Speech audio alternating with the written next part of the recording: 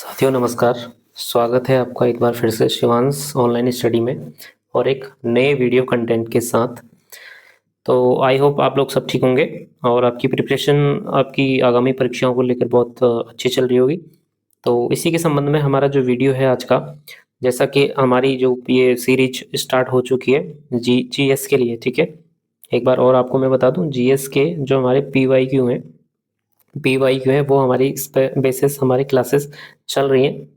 तो जो हमारा ये प्रीवियस ईयर का 2025 का पेपर है, ठीक है। 2025 का हम लोग इसका सॉल्यूशन करा रहे हैं और हर क्वेश्चन को लेकर काफ़ी हम लोग डीप एनालाइज करते हुए आगे को बढ़ रहे हैं, ठीक है।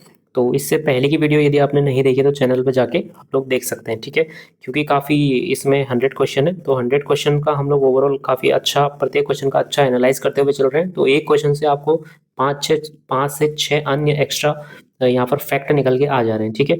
तो देखिए हमारा 24 तक हमने इस प्रीवियस वीडियो में हमने कंप्लीट कर लिया था, ठीक है। तो आगे बढ़ते हैं 25। तो देखिए 25 क्वेश्चन जो है, इससे पहले मैं बता दूं आपकी आगामी परीक्षा सबसे पहले आपका कनिष्ठ सहायक कुटुंब न्यायालय की परीक्षा है, ठीक है। और कनिष्ठ सहायक फिलहाल ये स्थगित, इसकी तिथि आएगी न्यू वाली।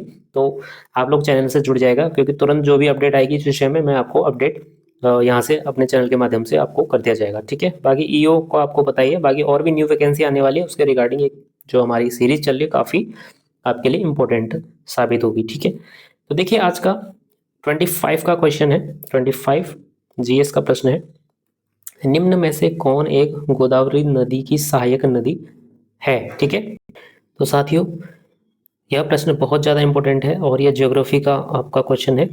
तो देखिए गोदावरी नदी की सहायक नदी कौन सी है निम्न में से। तो आपने जैसे कि ऑप्शन ए है मूसी, बी है भीमा, सी है प्राणहिता या फिर डी है मुनेरू, ठीक है। तो इसका राइट आंसर है आपका गोदावरी नदी की जो सहायक नदी है वह है आपका प्राणहिता, ठीक है। बहुत ज़्यादा इंपॉर्टेंट है क्योंकि प्राणहिता जो है बहुत ज़्यादा इसकी महत्वपूर्ण सहायक नदियों में से एक है। अब देखिए गोदावरी नदी के बारे में थोड़ा सा हम लोग जान लें कि गोदावरी नदी की प्रमुख सहायक नदियों में प्राणहिता, ठीक है, ये प्रमुख सहायक सहायक नदियों में से एक है, जो कि सबसे बड़ी सहायक है, ठीक है। बड़ी सबसे बड़ी ये भी आप लोग देख लीजिए, क्योंकि अगली बार जो है प्रश्न कैसे भी बन सकता है कि निम्न में से गोदावरी नदी की जो सबसे बड़ी सहायक नदी है। अब सबसे बड़ी सहायक ऐसे करके आ जाएगा तो आपने ध्यान रखना है। तो प्राणहिता ही सबसे बड़ी सहायक नदी है, क्योंकि एक चीज होती है सबसे बड़ी और दूसरी चीज होती है सबसे लंबी, ठीक है। सबसे लंबी, अगर सबसे लंबी की बात है तो वो आपका मंजीरा, तो आपका मंजीरा मंजीरा नदी गोदावरी नदी की सबसे सबसे लंबी नदी है। ये भी आपको ध्यान में रखते हुए चलना है। इसके बाद देखिए इंद्रावती, प्रवरा, पूर्णा और साबरी, ठीक है, ये भी आपने ध्यान में रखना है। इसके बाद जो अन्य है, ठीक है, इसके बाद जो अन्य है गोदावरी नदी की सहायक नदियों में, एक तो प्राणहिता है आपकी, दूसरी है मंजीरा मैं आपको बता चुका हूँ, तीसरी है आपकी इंद्रावती, आप लोग लिखते हुए चलिएगा साथ में, इंद्रावती। फिर है प्रवरा, प्रवरा, फिर है नेक्स्ट पूर्णा और एक है आपकी साबरी। तो ये मुख्य आपकी नदियाँ इसमें सहायक नदियाँ हैं, जो कि गोदावरी नदी की सहायक नदी है, जिसमें कि सबसे बड़ी सहायक नदी आपकी हो जाएगी प्राणहिता, सबसे बड़ी सहायक नदी है। और सबसे लंबी सहायक नदी है वो है आपकी मंजीरा, वो सबसे लंबी सहायक नदी है। बाकी अन्य जो नदी है आपकी गोदावरी नदी की अन्य सहायक नदियाँ आपने याद में रखनी है, क्योंकि अगली बार क्वेश्चन ये बनेगा कि निम्न में से गोदावरी नदी की सहायक नदियों में कौन सी नदी शामिल नहीं है।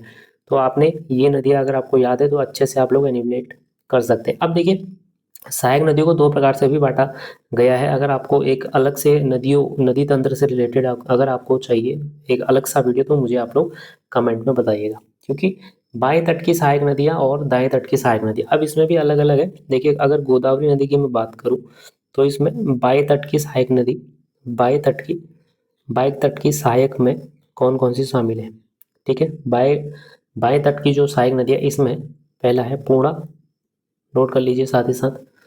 फिर है प्राणहिता, प्राणहिता, फिर है आपका इंद्रावती,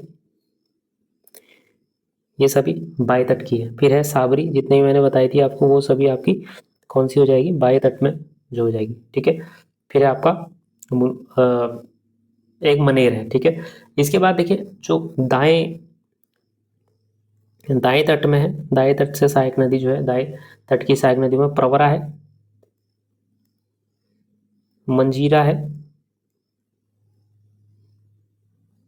ठीक है, प्रवरा है और मंजीरा है। ये मुख्य रूप से दाएं तट की इसकी सहायक नदियां हैं, जो कि गोदावरी नदी की बाएं और दाएं तट से उसमें उसकी सहायक नदियों में शामिल है, ठीक है। तो ये आपको इतना, आई होप कि आपको इतना क्लियर हो गया होगा। बढ़ते हैं आगे प्रश्न को लेकर। तो आज का अगला प्रश्न भी जियोग्राफी से ही है।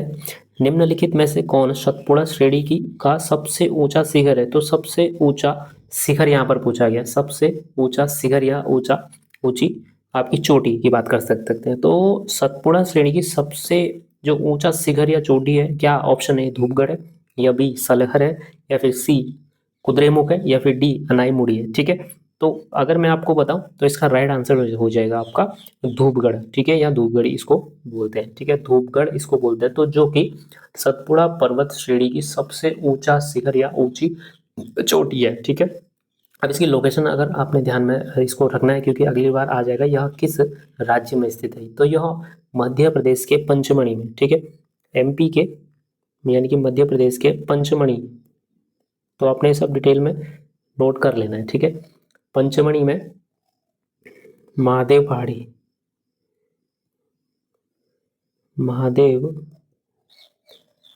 पहाड़ियों पर स्थित है, ठीक है, पर स्थित है। अब देखिए, अगर इसकी कुल ऊंचाई को देखें, कुल ऊंचाई इसकी अप्रॉक्स, क्योंकि सबसे ऊंची है, तो सतपुड़ा श्रेणी की सबसे ऊंची ये शिखर चोटी है, तो इसकी कुल ऊंचाई भी आपको पूछने को मिल जाती है। तो 1350 से 1352, ठीक है, 1352 ये इसकी अप्रॉक्स कुल ऊंचाई है। ये आपको ध्यान में रखना है डाटा, ठीक है। तो इसकी लोकेशन आपको याद है कहाँ पर है? आपकी मध्य प्रदेश के पंचमढ़ी में महादेव पहाड़ियों पर स्थित है, और जिसकी कुल ऊंचाई 1350 से 1352 मीटर, 52 मीटर, ये भी आपको याद रखना है, ठीक है, 52 मीटर है, ठीक है। तो अगला इसमें थोड़ा सा इसी के साथ एक और इम्पोर्टेंट हम लोग डिस्कस करते हुए चलेंगे सतपुड़ा श्रेणी से रिलेटेड। अब देखिए, सतपुड़ा श्रेणी से निकलने वाली प्रमुख नदियां भी आपको पता होना चाहिए। तो सतपुड़ा श्रेणी से निकलने वाली प्रमुख नदियां,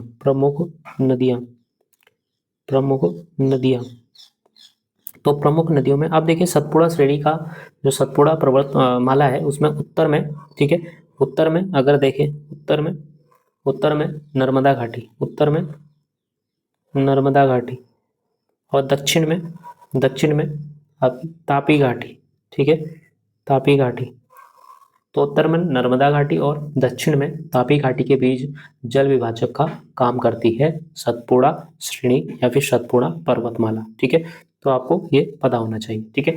अब इसके बाद जो इसकी प्रमुख यहाँ से जो नदियाँ निकलती हैं, इसी के साथ आपको पता होनी चाहिए तापी नदी या ताप्ती नदी, ठीक है, जिसको तापी नदी या ताप्ती नदी दोनों ही बोला जाता है।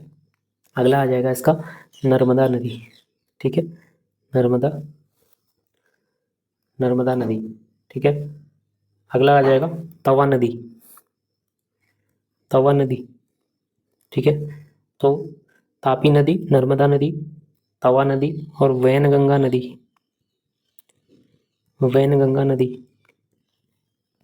ठीक है, तवा नदी, वैनगंगा नदी, और एक और इसकी जो महत्वपूर्ण यहाँ से निकलने वाली नदी है देनवा नदी, ठीक है। अगला आ जाएगा देनवा नदी। तो ये आपको क्लियर कर लेना चाहिए इसी के साथ में, ठीक है। तो यहाँ पर एक ही क्वेश्चन से आपके बहुत ज़्यादा प्रश्न बन जा रहे हैं, इसीलिए मैं बोल रहा हूँ ये वीडियो आपका बहुत ज़्यादा इम्पोर्टेंट रहने वाला है सभी परीक्षाओं को लेकर, ठीक है। तो वीडियो को शेयर भी करते हुए चलिएगा साथ ही साथ, और अपने कमेंट भी करते हुए चलिए। यदि आपको किसी भी प्रश्न में कोई डाउट है तो कमेंट आप लोग जरूर करिएगा, ठीक है। तो अगला क्वेश्चन है, आज का अगला महत्वपूर्ण प्रश्न है, देखिए क्वेश्चन नंबर 27। निम्नलिखित में से कौन हिमनद काराकोरम श्रेणी में अवस्थित नहीं है? तो ये आपने अच्छे से पढ़ना है क्वेश्चन को, ठीक है, क्योंकि अवस्थित नहीं है पूछ रहा है, ठीक है। तो जल्दबाजी में आके सभी अभ्यर्थी क्या होते हैं, अधिकतर अभ्यर्थी इसको सही से नहीं पढ़ते हैं, ठीक है। तो कौन सा वह हिमनद है जो काराकोरम श्रेणी में स्थित नहीं है? तो काराकोरम श्रेणी में स्थित हिमनद आपको याद रखना चाहिए, ठीक है। तो सबसे पहले देखिए जितने भी मैं इसमें श्रेणी में स्थित है हिमनद उनको आपको, ठीक है, बताता हूँ, ठीक है। तो सबसे पहले आपका सियाचिन, सियाचिन हिमनद, सियाचिन हिमनद, ठीक है। अब सियाचिन हिमनद ऐसा हिमनद है, ठीक है, यह काराकोरम का सबसे लंबा, ठीक है, सबसे लंबा लगभग 76 किलोमीटर, आपको ये भी याद रखना है क्योंकि इस प्रकार के प्रश्न अब वर्तमान में बन रहे हैं, ठीक है। तो यह काराकोरम का सबसे लंबा लगभग 76, लगभग 76 किलोमीटर, ठीक है, सबसे लंबा यहाँ पर है। और ध्रुवीय क्षेत्रों के बाहर दुनिया का दूसरा सबसे लंबा हिमनद यही है, ये आपको याद रखते हुए चलना है।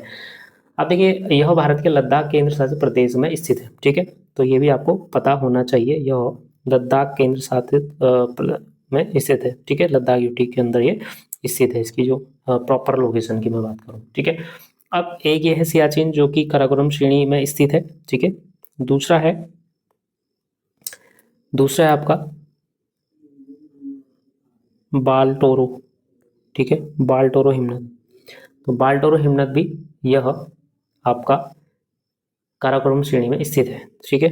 तीसरा है आपका बियाफो, बियाफो या बियाफो, ठीक है, बियाफो हिमनद, यह भी काराकोरम श्रेणी में स्थित है, ठीक है, यह भी काराकोरम श्रेणी में स्थित है। अगला है आपका हिस्पर, ठीक है, हिस्पर, हिस्पर हिमनद भी काराकोरम श्रेणी में स्थित है।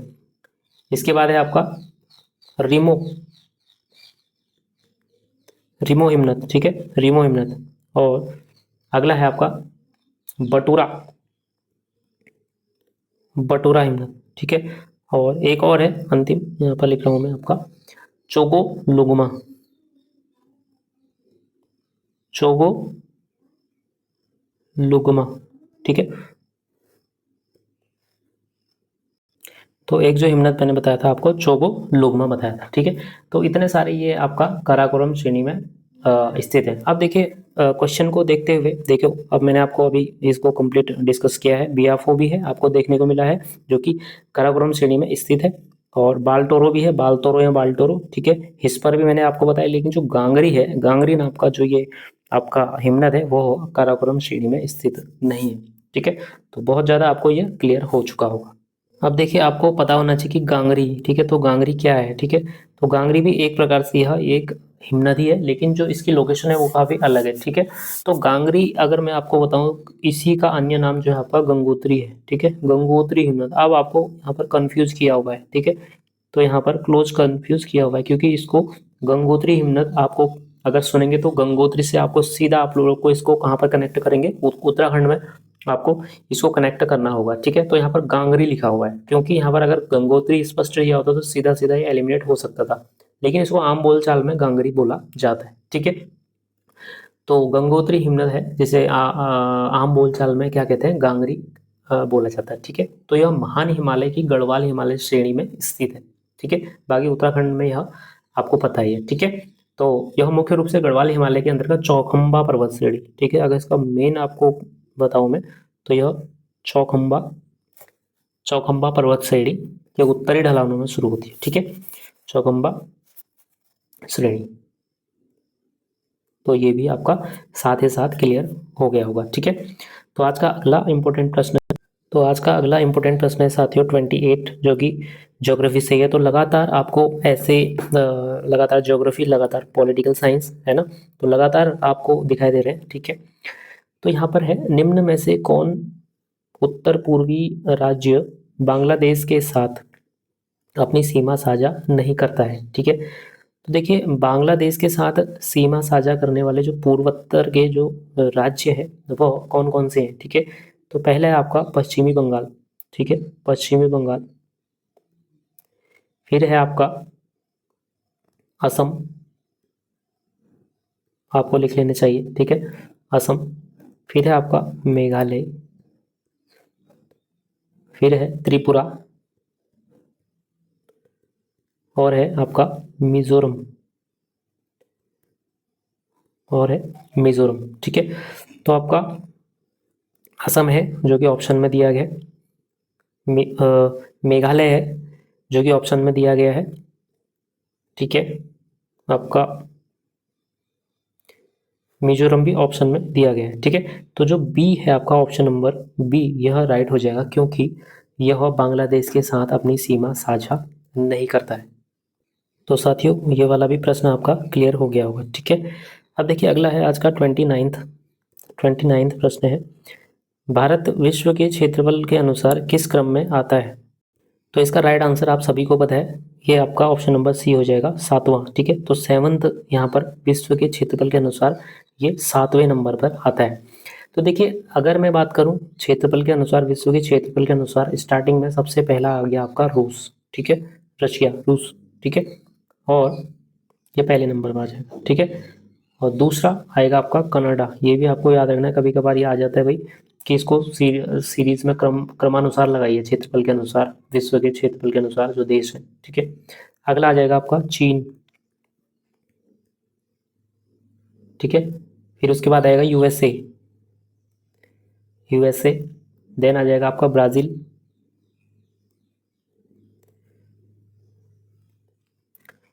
फिर है आपका ऑस्ट्रेलिया, फिर आ जाएगा इंडिया, ठीक है। तो इंडिया यहाँ पर 7वें नंबर पर है, ठीक है। तो इस प्रकार से आपको ये क्लियर होना चाहिए, ठीक है। तो देखिए अगला इंपॉर्टेंट प्रश्न है, क्वेश्चन नंबर 30, निम्नलिखित जल विद्युत संयंत्रों में से कौन एक जोग जलप्रपात पर स्थित है, ठीक है। तो जोग जलप्रपात पर स्थित जल विद्युत संयंत्र जो है आपके, वो मैं आपको बता दूं, ठीक है। वो आपका पहला है महात्मा गांधी जल विद्युत परियोजना, जो कि आपके ऑप्शन में दिया है, ठीक है। तो यही इसका राइट आंसर हो जाएगा, ठीक है। और दूसरा है आपका शरावती जल विद्युत परियोजना।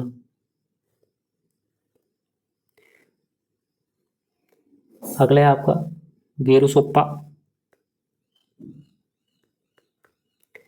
गेरुसोप्पा जल विद्युत परियोजना। इसके बाद है महात्मा गांधी हाइड्रो इलेक्ट्रिक,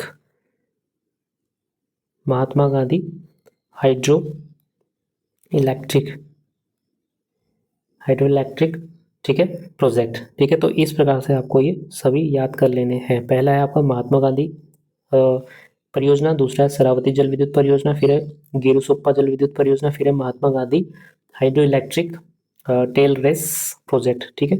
तो ये इतने इसमें स्थित है।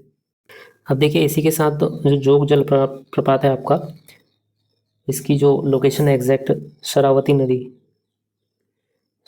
नदी, जो कि कर्नाटक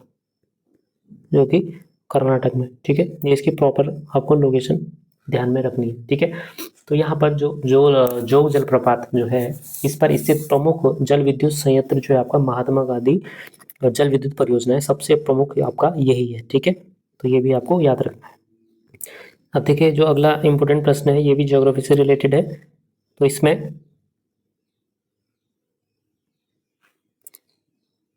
चांदगिरी खदान निम्न में से किस खनिज उत्पादन के लिए प्रसिद्ध है, ठीक है। तो चांदगिरी खदान निम्न में से आपका ऑप्शन नंबर डी राइट है यहाँ पर, लौह अयस्क के लिए यह प्रमुख, ठीक है। लौह अयस्क के लिए चांदगिरी खदान मुख्य रूप से आपका लौह अयस्क के उत्पादन के लिए ही प्रसिद्ध है, ठीक है। अगर इसकी एग्जैक्ट लोकेशन हम लोग देखें तो यह खदान भारत के प्रमुख लौह अयस्क, ठीक है, प्रमुख लौह अयस्क जैसे दुर्ग, बस्तर, चंद्रपुर बेल्ट, इसके निकटवर्ती क्षेत्रों और ओडिशा, झारखंड, ठीक है। और ओडिशा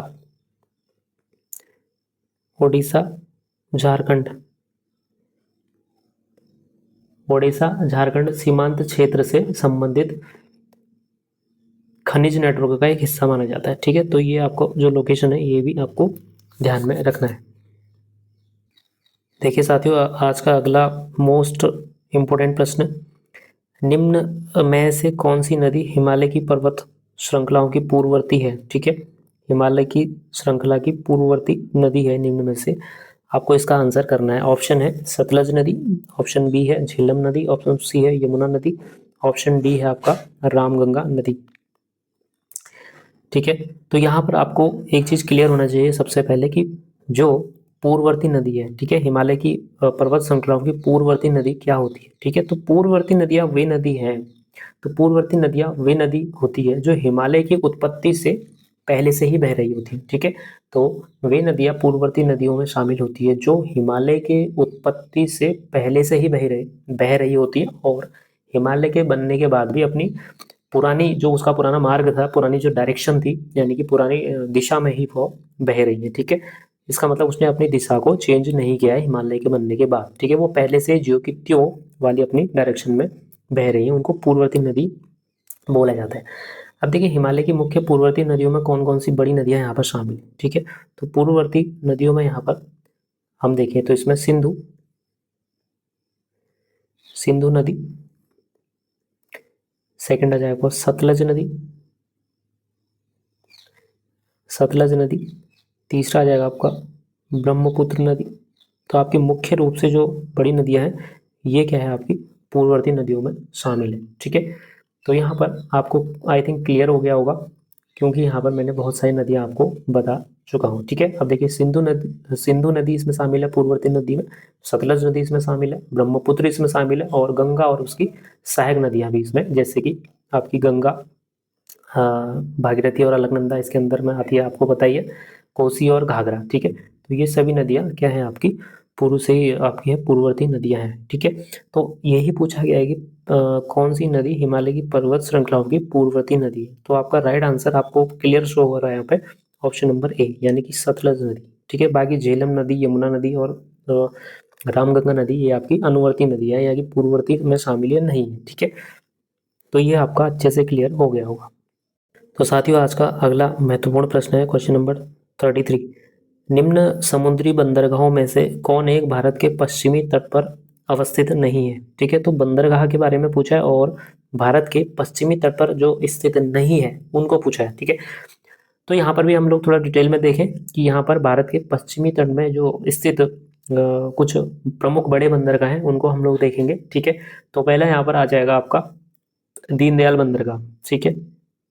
दीनदयाल दीनदयाल बंदरगाह, तो आप लोग सोचेंगे ये कौन सा बंदरगाह है, हमने नहीं सुना है आज तक, ठीक है। तो लेकिन अभी मैं इसको क्लियर करता हूँ। देखिए दीनदयाल बंदरगाह है वो गुजरात के कच्छ जिले में स्थित है, ठीक है। आपको लोकेशन भी पता होनी है। जिससे पहले कांडला बंदरगाह कहा जाता था, ठीक है। इसी को क्या कहा जाता था पहले, कांडला बंदरगाह, ठीक है। कांडला बंदरगाह जो कि ऑप्शन में आपको दिखाई दे रहा है, ठीक है। तो यह आपका पश्चिमी तट का भाग है, ठीक है। दूसरा आ जाएगा आपका मुंबई बंदरगाह। मुंबई बंदरगाह ये आपका महाराष्ट्र में स्थित है। तीसरा है आपका जवाहरलाल नेहरू बंदरगाह या नाहवा शेवा, ठीक है। इसको बोलेंगे जवाहरलाल नेहरू बंदरगाह या फिर नाहवा शेवा, नाहवा शेवा, नाहवा शेवा बंदरगाह, ठीक है। ये भी आपका महाराष्ट्र इसकी लोकेशन है, ठीक है। तो इसका थोड़ी खास विशेषता अगर मैं आपको बताऊं तो यह भारत का सबसे बड़ा कंटेनर बंदरगाह है, ठीक है। सबसे बड़ा कंटेनर बंदरगाह पूछा जाएगा तो यही है आपका सबसे बड़ा कंटेनर बंदरगाह। उसके बाद है मुरगांव, ठीक है। मारमुगांव आपको ऑप्शन में दिया गया है, ठीक है। मारमुगांव मारमुगांव बंदरगाह गोवा में इसकी लोकेशन है, ठीक है। यह भी आपका पश्चिमी तट का हिस्सा है, पश्चिमी तट में अवस्थित। अगला है न्यू मंगलोर बंदरगाह, ठीक है। न्यू मंगलोर बंदरगाह कर्नाटक में स्थित है, ठीक है। लोकेशन आपकी कर्नाटक में, न्यू मंगलोर जो कि आपका कर्नाटक में। अगला आ जाएगा आपका कोचीन बंदरगाह, ठीक है। यहाँ पे कोचीन या फिर कोच्चि बंदरगाह ऊपर आपको दिया गया है। कोचीन बंदरगाह आपका केरल में स्थित है जो कि पश्चिमी तट का हिस्सा है, ठीक है। तो यहाँ पर आपको क्लियर हो गया होगा। तो यहाँ पर इसके अकॉर्डिंग आपका जो राइट आंसर हो जाएगा, देखिए कांडला बंदरगाह आपका स्थित है जिसका नाम अभी दीनदयाल बंदरगाह का नाम है, ठीक है। मारमुगांव मैं आपको बता चुका हूँ, कोच्चि आपको मैं बता चुका हूँ, लेकिन आपका जो इंदौर यानी कि ऑप्शन नंबर ए है वही आपका इसका राइट आंसर है, क्योंकि यह पश्चिमी तट का हिस्सा नहीं है बल्कि यह पूर्वी तट का हिस्सा है, ठीक है। पूर्वी तट का हिस्सा है और यह इसकी लोकेशन की हम लोग देखें तो यह तमिलनाडु राज्य में ये स्थित है, ठीक है। तमिलनाडु। तो यहाँ पर पूछा जाता है प्रश्न कि यह किस राज्य में स्थित है, ठीक है, तमिलनाडु। अब देखिए इसका भी एक न्यू अपडेट इसमें है कि नया नाम इसका नाम बदलकर अब कामराजार बंदरगाह रख दिया है, ठीक है। इसका नया नाम भी आप लोग देख लें कि इसका नया नाम आपको कामराजार कामराजार बंदरगाह, ठीक है, इसको नया नाम। तो ये भी आपको देख लेना है क्योंकि अगली बार यही पूछा जाएगा। और क्योंकि यहाँ पर आप लोग देख रहे हैं, मैं आपको ये भी एनालाइज कराते हुए चल रहा हूँ कि कैसे क्वेश्चन पूछे जा रहे हैं। जैसे कि ऊपर आपका गंगोरी लिखा था, है ना, गंगोरी हिमनद की बात हुई थी, गंगारी या गंगोरी हिमनद, ठीक है। तो वहाँ पर कंफ्यूज किया गया था क्योंकि उसका नाम क्या था, गंगोत्री हिमनद। अगर गंगोत्री हिमनद दिया होता तो आप लोग अपना आंसर वहाँ पर चुन सकते थे बिना किसी डाउट के। लेकिन इसी प्रकार से यहाँ पर ये आपको चीज़ें ध्यान में रखते हुए चलनी है। तो फ्रेंड्स, कैसी लगी आपको ये आज की क्लास? क्योंकि आज के लिए इतना ही हमने जो एक प्रीवियस ईयर का क्वेश्चन पेपर हम लोग लेके आए 225 का, हम लोग इसको संपूर्ण इसको एनालाइज करते हुए चल रहे हैं, ठीक है। हर क्वेश्चन को आप लोगों ने देख लिया होगा डिटेल में, हम लोग यहाँ पर पूरा विस्तृत उसकी जानकारी हम लोग देख रहे हैं। क्योंकि एक क्वेश्चन से आपके कम से कम 5 से 6 अन्य क्वेश्चन भी निकल के आ रहे हैं। तो हम लोग यदि 10 क्वेश्चन भी कर रहे हैं तो आपके 5 से 6 प्रश्न एक से निकल रहे हैं। तो आप लोग देख सकते हैं लगभग 50 क्वेश्चन आपके तैयार हो जा रहे हैं एक ही वीडियो में, ठीक है। 10 से 15 या 20 मिनट के वीडियो में आप लोग बहुत सारे क्वेश्चन कवर कर पा रहे हैं, ठीक है। तो इसलिए बहुत ज़्यादा महत्वपूर्ण क्वेश्चन या क्लास है आपकी, जो कि डेली मैं आप लोगों के सामने लेकर आ रहा हूँ। तो आप लोग अपने कमेंट जरूर कीजिएगा कौन सा आपको टॉपिक और ज़्यादा महत्वपूर्ण आपको टॉपिक चाहिए, ठीक है। बाकी लाइक शेयर और कमेंट कीजिएगा। धन्यवाद।